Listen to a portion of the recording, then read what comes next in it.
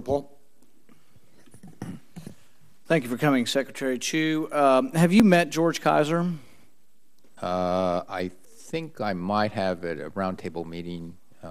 More than once? The only one I can recall at the time was during a roundtable meeting. Yes. Are you concerned about the propriety of giving money, $500 million to a billionaire, and then sort of changing the rules some so he gets to, maybe get a better deal than the taxpayers do?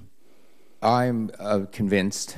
Nothing I've seen in the loan program or anything in the White House had that any connection that George Kaiser had with raising the money had anything to do with the selection of the loan. As you well know, Solyndra was at the head of the line, picked by the previous Department of Energy under a previous administration, and it was the one that the career people advanced forward as the one that had the most work done on that loan, that satisfied the conditions of the intent of the loan.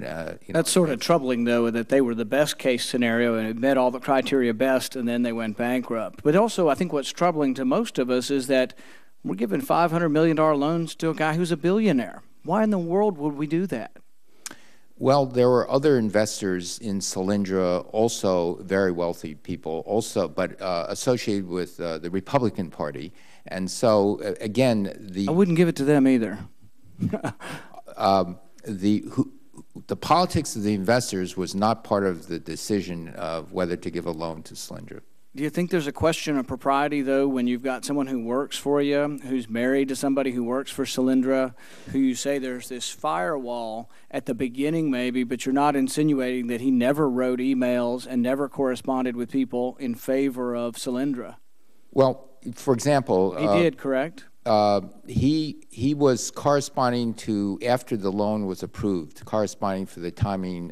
You think that's appropriate for him to be involved at any stage? Not just to say he wasn't involved in the beginning is a little bit of an excuse for him, but he should have never, ever had the word Solyndra should have never left his lips and never been in any writing, and I think it was. The Department of Energy has very rigorous standards that we enforce on any potential conflict of interest. And as you mentioned it, for example, his wife was actually firewalled from having to do any business with Solyndra as well.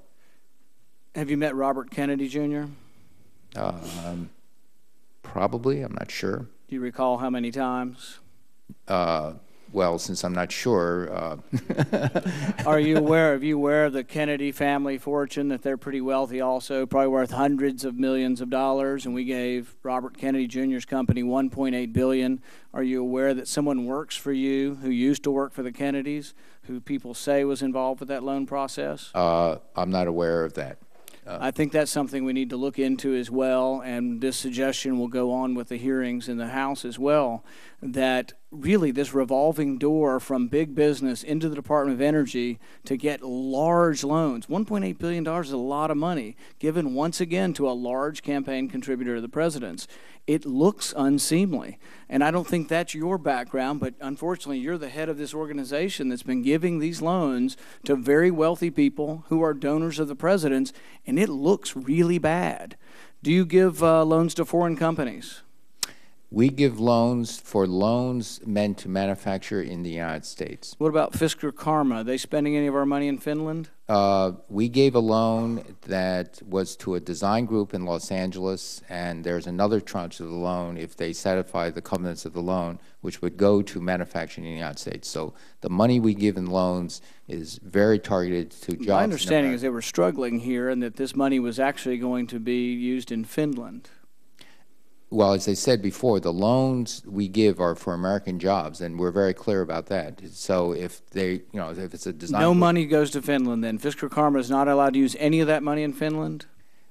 As I said, we give loans for jobs in America, and we're very clear about that.